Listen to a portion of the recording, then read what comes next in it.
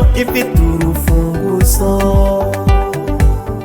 Yeremiya, Imana nifite urufunguzo rw'ubuzima bwawe.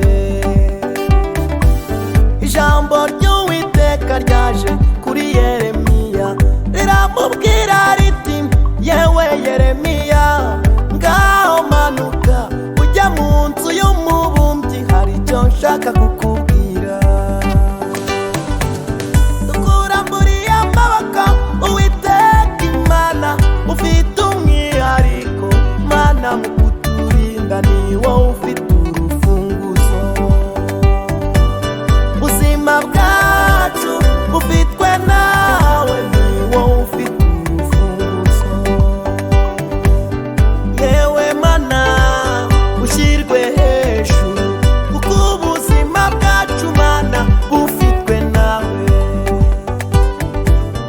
Yeremiya ageze maze aritegereza, babumbyi barakata barongera barakata, riramubwira riti, yewe Yeremiya, mbese witegereje uko ibumba rimeze mu ntoki z'umubumbyi, niko abantu bameze mu maboko yanjye.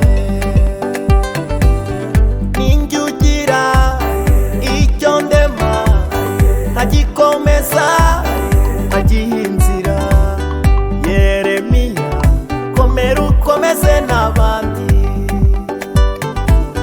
Ninjye ugira icyo ndema, nkagikomeza nkagiha inzira.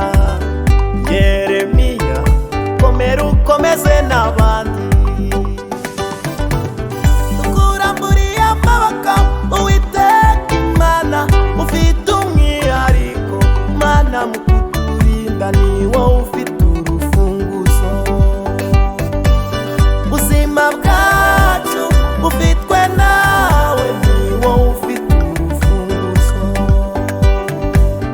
Yewe Mana ushyirwe hejuru, kuko ubuzima bwacu Mana bufitwe nawe.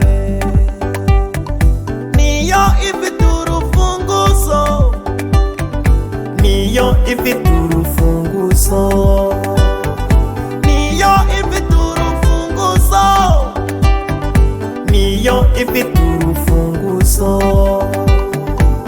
Erega nimuze tuyubahe rwose, iyaduhaye Yesu ntiyaduhemukira.